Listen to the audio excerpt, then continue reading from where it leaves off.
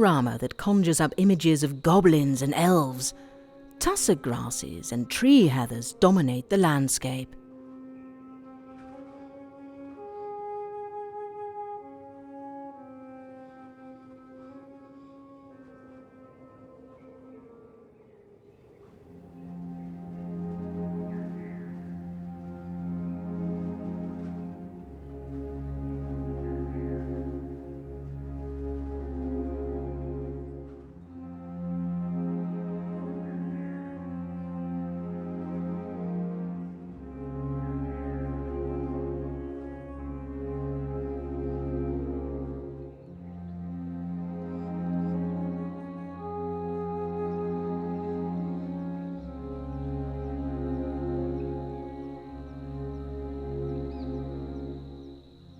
Seeing elephants up here at 3,000 meters seems somehow unearthly.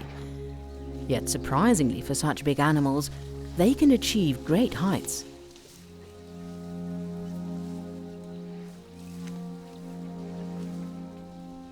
Above the moors, the landscape is stark, vegetation sparse. This is an unforgiving alien world. Here, at 4,000 meters, Kili's high plateau can't sustain most large mammals. Only the tough and remarkably adaptable eland can eke out a living. One reason why there are so few large wild animals on the mountain is because there are so many of one animal in particular.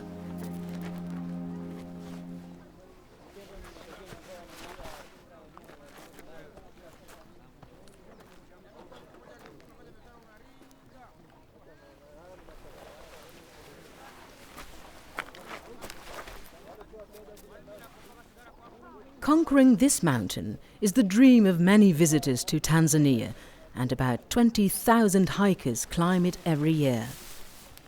Rubbish was a big problem, but now most of the tour organisers abide by the motto, "Leave only footprints."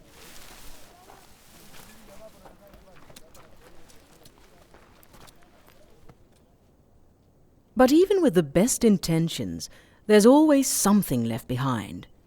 And if it's edible, it doesn't last very long.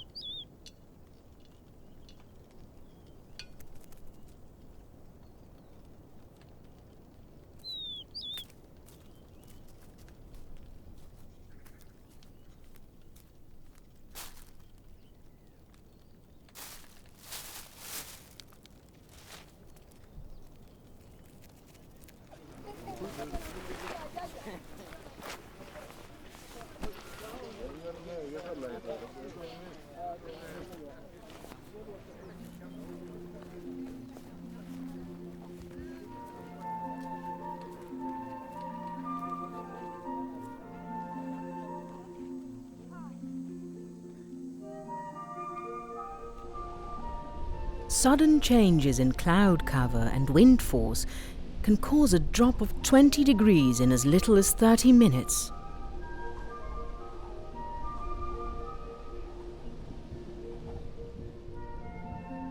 At 4,000 meters, weird-looking giant groundsels and lobelias are two of the few plants that can cope with such fluctuating conditions.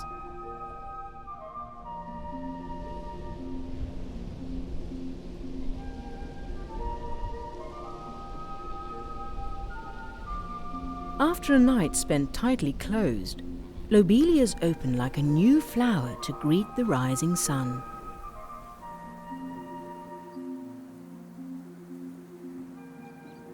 Prehistoric-looking, 20-foot-high giant groundsels never shed their old leaves. Instead, they fold down around the trunk to form a shaggy, insulating lagging, which prevents ice forming inside the stem. The incredibly giant lobelias are related to the popular plants that people grow in hanging baskets in their gardens. The tall flowers of giant lobelias grow to 1.5 meters in just a few weeks. Living in a land of fierce winds, These plants rely on birds to pollinate them. The sunbird's long bill and tongue give it a great advantage in reaching the nectar at the base of each flower. As they sip the nectar, even the chicks do their part in pollinating the flowers.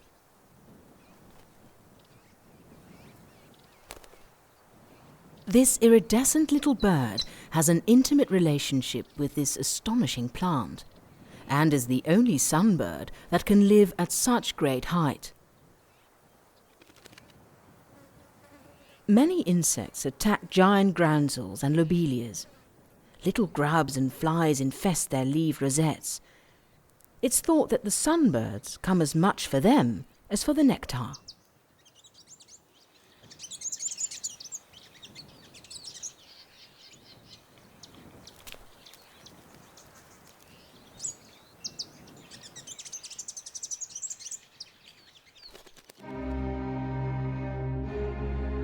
So great is its height that nowhere in all of Africa is harsher than Kilimanjaro's upper slopes.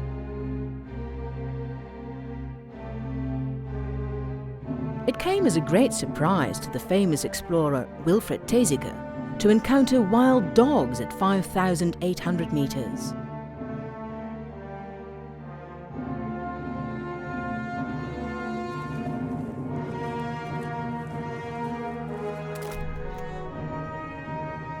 One of his men photographed a dog that had followed his party almost to the summit. Porters tell stories of young boys who, new to their job, lag behind in the high plateau and fall prey to wild dogs.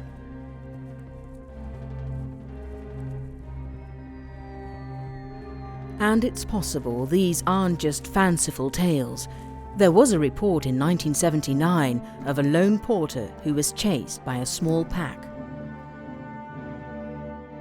It said tourists rescued him, but not before he lost his little finger to snapping canine jaws.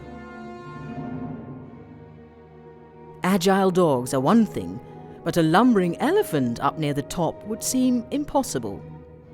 Yet a sun-bleached elephant skeleton was found years ago at 4,500 meters. Recently, this one was discovered 1,500 meters higher. Perhaps poachers with guns on Kilimanjaro forced a desperate elephant to trudge onwards and upwards until it could climb no more. Only the large bones are left on the mountain. The bone breakers remove all the smaller ones.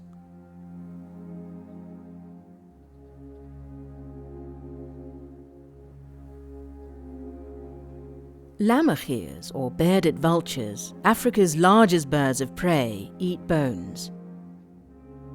Food is so sparse on these upper slopes that the mountain can only support a few pairs.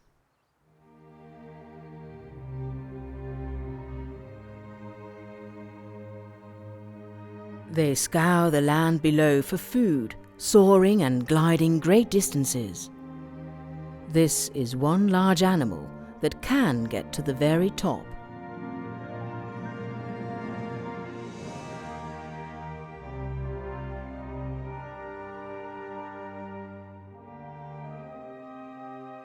The crater at Kilimanjaro's summit stretches over half a kilometer across. Locked in by snow and ice, it's hard to believe that it once boiled over with molten lava.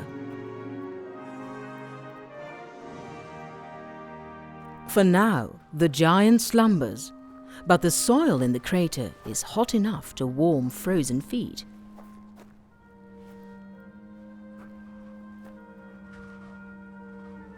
As it sleeps, Kili exhales hot breath. Fumaroles, or vents, release hot gases, showing that this mountain is far from dead.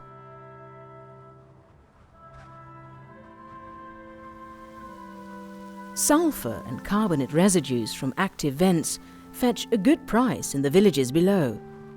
This rare and hard-to-come-by crater salt is used to induce a miscarriage, and in minute quantities, it's said to cure a colicky baby.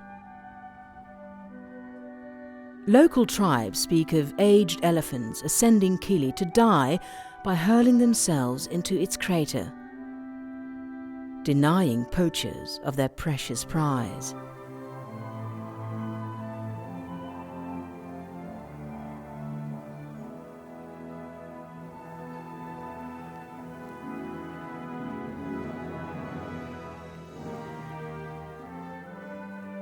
Any man who dares can climb down into the ash pit at the center of the crater. But if he is greedy and takes the biggest tusks, he will be struck blind and fated to meet a wretched end.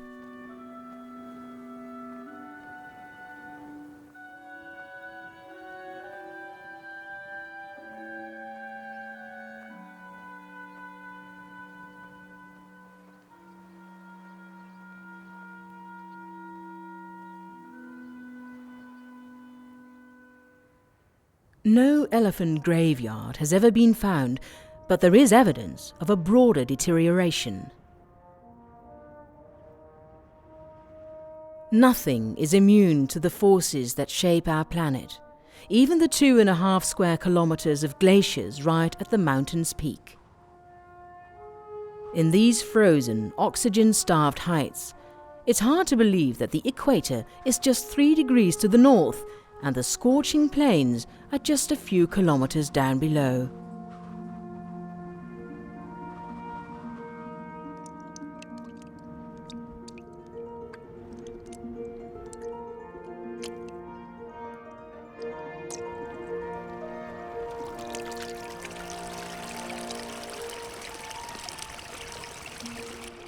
Fortunately, the glaciers are only the icing on the top.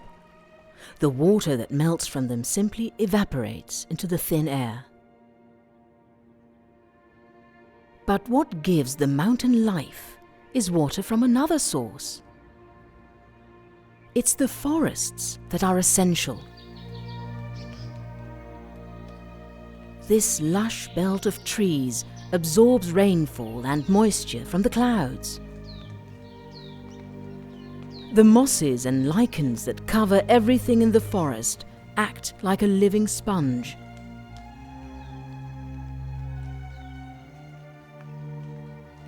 This is where most of the water comes from.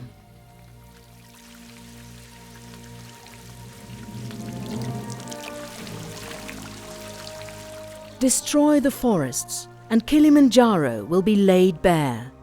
Then its slopes and surrounding plains will wither, and everything living in its shadow, including its most valuable and vulnerable animal, will suffer.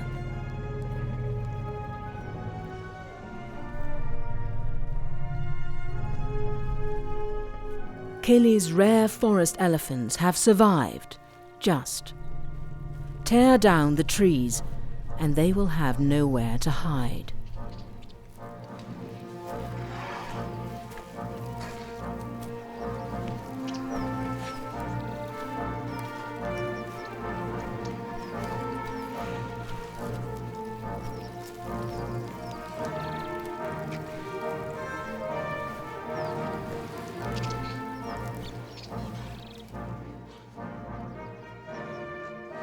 But the elephants don't have to disappear with the glaciers. Kilimanjaro may lose its tiara of ice, but it will still snow at the summit. The mountain won't lose its symbolic white crown. As long as the forests remain intact, the Great White Mountain will continue to give life to all that lives in its shadow.